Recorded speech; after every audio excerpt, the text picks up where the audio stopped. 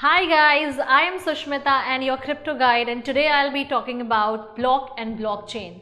Block refers to computer files that store data.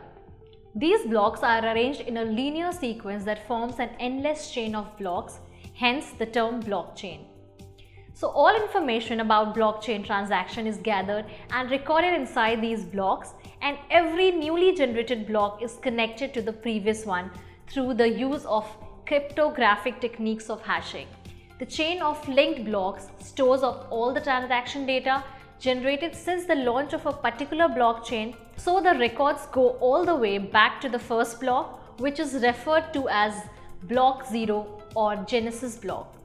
The number of confirmed blocks since the genesis block is denoted as block height. Taking the Bitcoin blockchain as an example, blocks are made up of multiple elements. Bitcoin blocks contain a list of recent transactions, a timestamp, and a reference to block that came right before it. This reference is a cryptographic hash of the previous block's data. The generation of a new block always includes the hash of the previous one, and this is what makes the blocks cryptographically linked. Such a structure allows the creation of a secure database that is highly resistant to tampering and attacks. The block hash acts as an identifier. It is unique to each block and is produced through a process called mining. So this was all about block and blockchain.